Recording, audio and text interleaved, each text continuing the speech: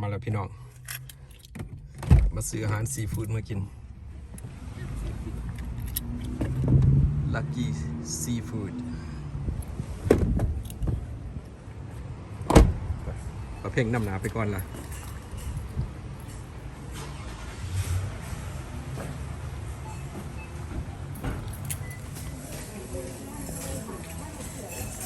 ไม่ดอกมะม่วง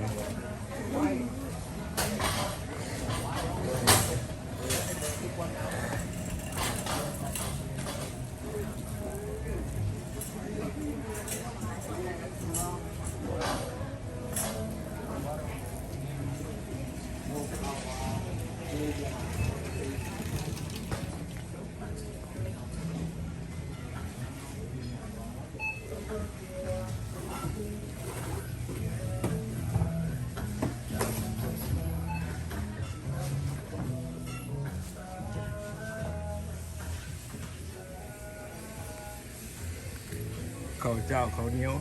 มีทุกชนิดทุกหนึ่ง$47พี่น้อง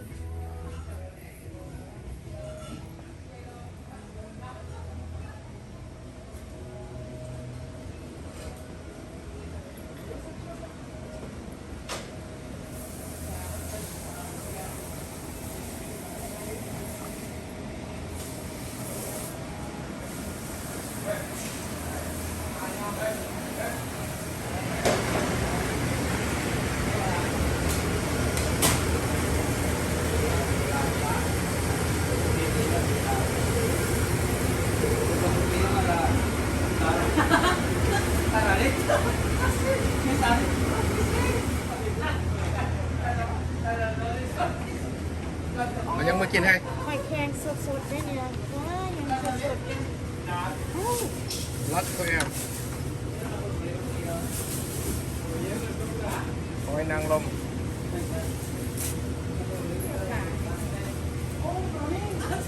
พอ$15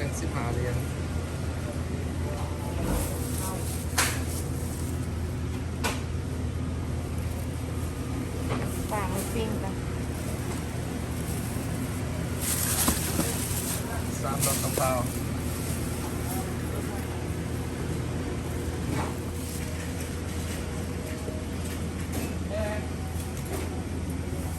ในกลุ่มนี้ปลาหมึกพี่น้อง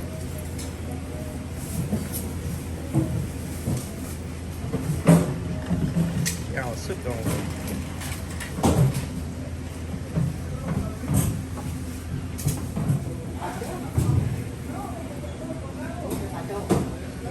Snapper 10 ดอนกระเพรา8 ดอน9 ดอนกระเพราปลายังกันเลยคือปลาใน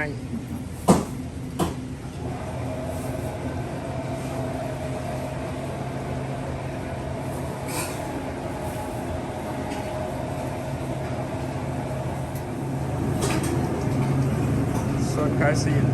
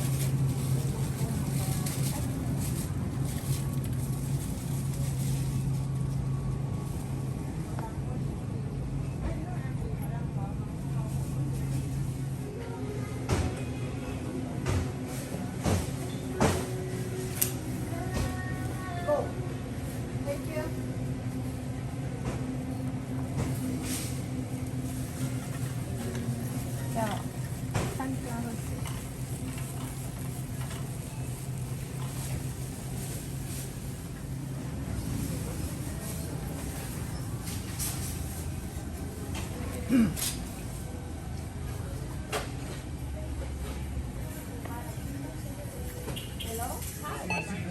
131 dollar and 68 cents.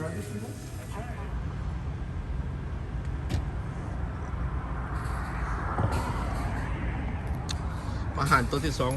พี่น้องอาหารตัวนั้นมันมีกระปูเบิ่งหานนี่มีพวกกระปู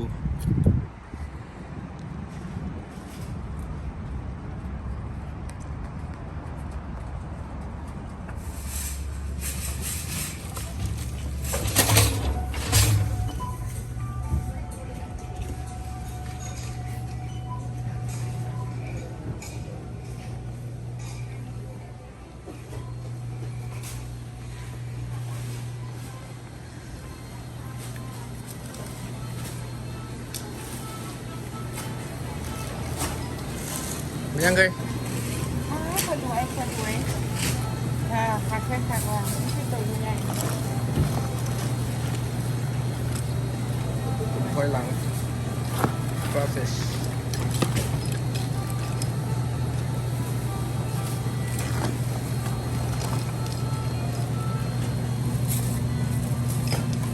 นะเนี่ยที่ใหญ่มา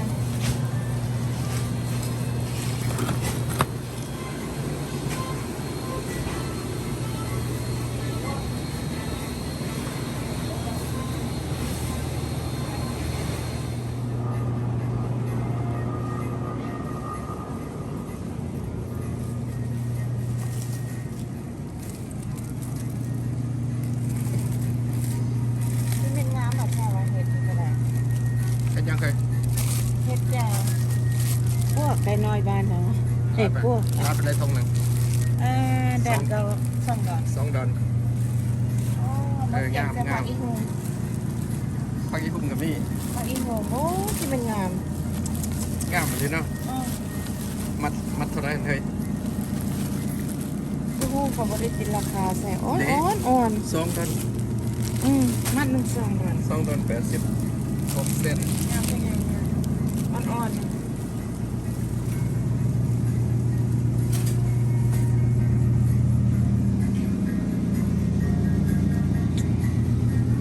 ปักแยง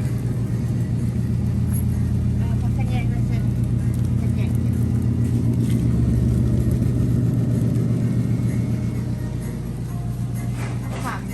มะขามหวานแซ่บๆเลย คำหวาน บอกละ5 ดอล บล็อกละหาดอนเอาจากบล็อกนะ เอาจาก4 บัก เอา4 บล็อกเอา4 บล็อก อันมันจะแตกแล้วมันบ่ยักคือเก่าปานใดมันจะแตกหมดละ มากมีซุปบอกเลยก็มีบอกก็มี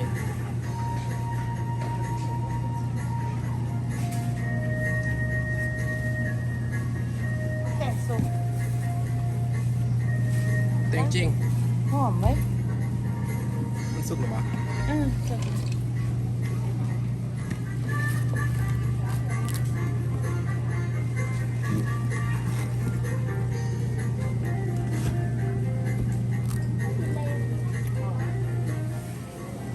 บางยังไง เขาเป็นจีเด้อ เป็นจี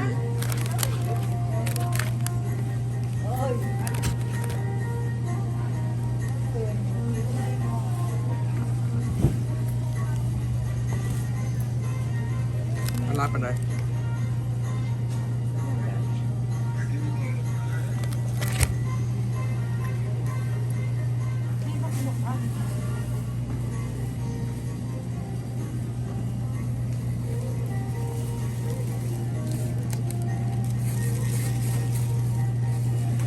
น้องเลย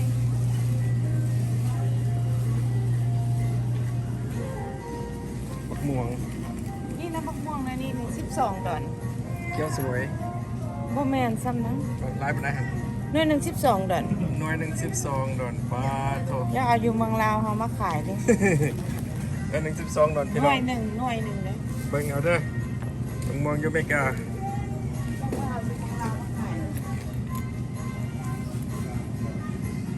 โมเมนต์บอกเลยนะพี่น้องอีหลีเลยหน่วย12 ดอน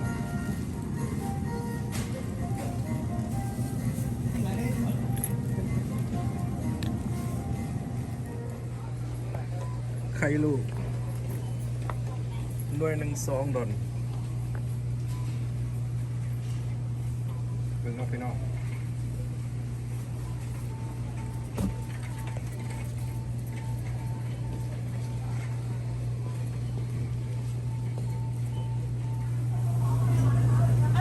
Can I take a one each? Yeah, please. Can I take two of these, one of these? เหรอ you and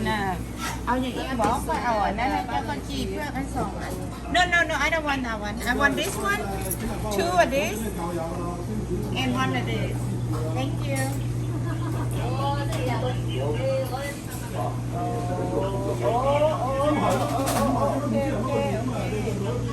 ราคาอาหาร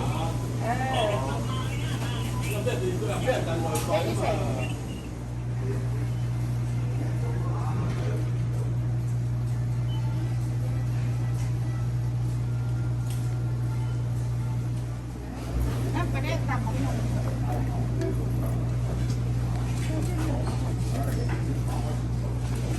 เป็นอย่างพี่น้องหมูกรอบส่วนนมหวาน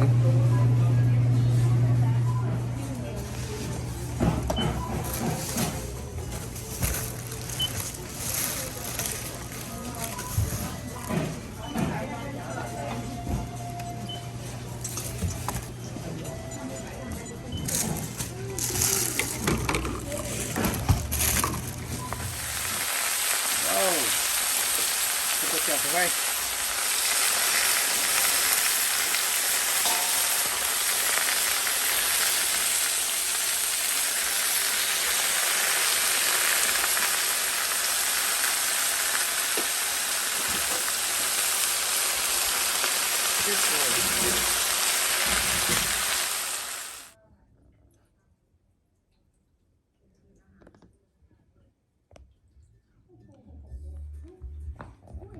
มาเด้อพี่น้องเด้อมากินข้าวน้ำกันเด้อ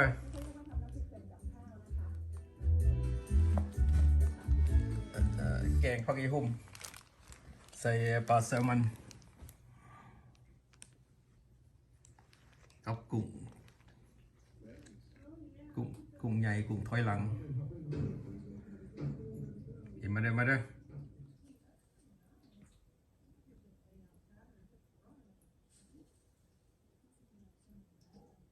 Helps 3 issues with 1 answer.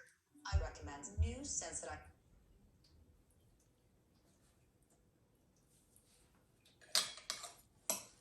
มาเด้อพี่น้องเด้อมากินข้าวน้ำกันเด้อ ไหนดูที่เป็นยังไงบ้างอาการ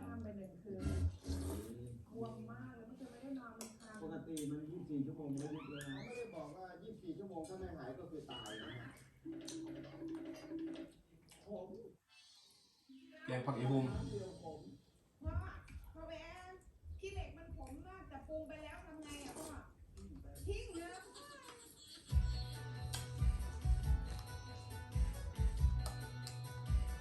เอาเข้าร่มสิคะฝนตก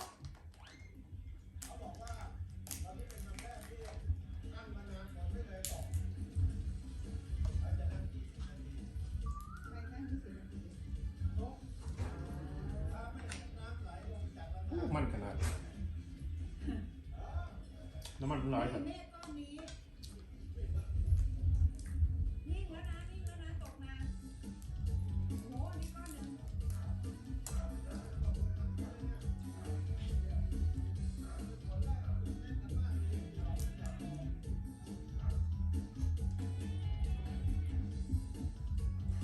เดลต้า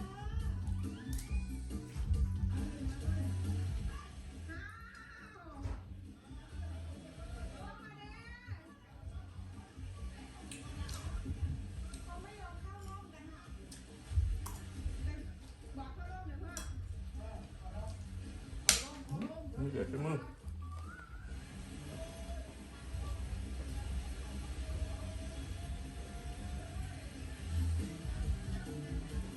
เป็นยังไงคะ โอ้ยดีใจมากเลยฝนตกแป๊บเดียวแต่วันนี้ก็ดีใจนะฮะที่อาหารเย็นวันนี้เราได้ต้อนรับ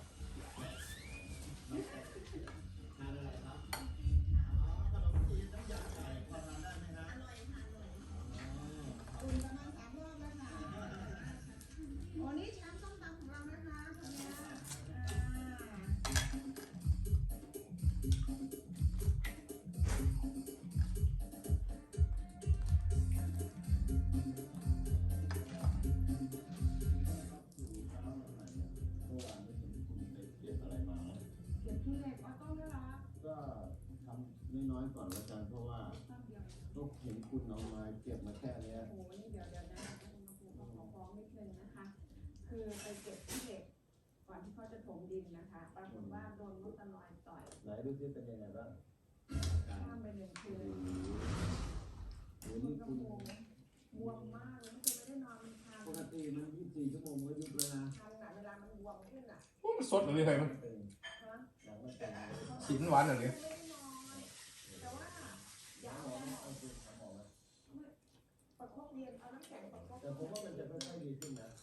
เนี่ยเอาน้ำแข็งห่อกระดาษที่ที่ประคบไว้มันก็ดีขึ้นเหี่ยวแล้วแต่ถ้าเอายาหมองทานกินนะประคบเย็น ก็เป็นเมนูที่เขา ทรมาน ทรมานนะฮะเดี๋ยวผมจะทำให้อร่อยๆเลยทั้งนั้นอุตส่าห์เอาตัวเข้าไปเสี่ยงกับ เอาตัวให้แรกนะ ตัวแรกเสี่ยงอันนี้ก็มาตรฐานเครื่องแกงที่ตำเอาไว้ขาตะไคร้ใบมะกรูดพริกแห้งไม่ลงเลย รู้นะคะว่าทรมานแค่ไหนนะคะ กว่าจะได้กินเมนู ไม่ นี้ กิน สวัสดีครับนี่เสื้อสวยอ่ะ ไม่รู้ว่าใส่เสื้อ เออเสื้อสวยโอ้โหเสือเจ้า ยูแปลว่าจุนะคะไปวิ่งมาเหรอพี่โอ้โหสุดยอดคนที่นี่ตื่นเช้านะ แต่บางคนนะบางคน เฉพาะคุณเนี่ยเป็น เนี่ย สาย ตื่นสายเมื่อคืนไม่นอนไม่รู้บวมดูดิมือบวมหนักกว่าเดิม ยกให้ยกให้ เขาบอกว่า 24 ชั่วโมงใช่ไหมอีกประมาณ แต่เขา 2 ชั่วโมงนี่นะ เขาไม่ได้บอกว่า 24 ชั่วโมงถ้าไม่หายก็คือตายนะฮะ อีก24 ชั่วโมงตายกับตายได้นะ ถ้าไม่หายคือตายครับ คืออย่างนี้นะไปอ่านข้อมูลอินเทอร์เน็ตเขาบอกว่าคนที่แพ้มากๆเนี่ยหายใจไม่ออกตายได้ ถ้าโดนรุมหนักนะขึ้นอยู่กับจำนวนที่รับพิษเข้าไป เด็กๆนะเด็กๆก็เลยลุมกัดเด็ก ถ้ารับพิษเข้าไปเยอะตายได้ ๆที่เหล็กลงเลยนะฮะเพราะว่า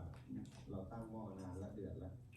คุณลำพูมีอะไรจะสารภาพแบบ ว่า น้ำปลาร้าหมด อ้าว เครื่องติด เดี๋ยวหมดเกลี้ยงเลยล่ะ ใช่ค่ะ เอาไม่ได้กินแกงที่เหล็กยังไงครับ ไม่ได้เลยค่ะพี่น้ำปลาร้าหม ไม่ ด เป็นไรเดี๋ยวผมเอาแจ่วบองแทนใส่ไปเลยแล้วกันนะคิดว่านะ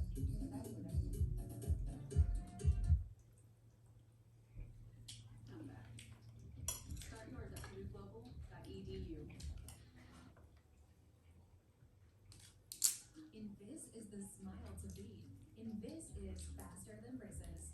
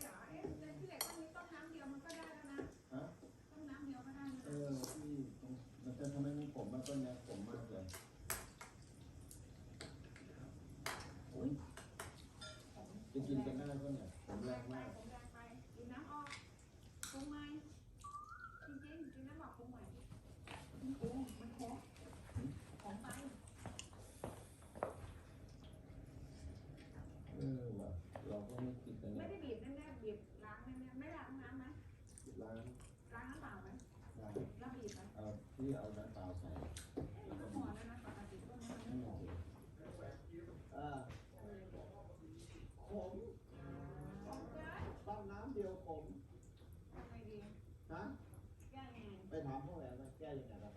ตื่นหลับไปเนาะพ่อแหวนพ่อแหวนขี้เหล็กมันขมมากแต่ปรุงไปแล้วทำไงอ่ะพ่อเขาต้มน้ำเดียวแล้วมันขมมากเลยอ่ะกินไม่ได้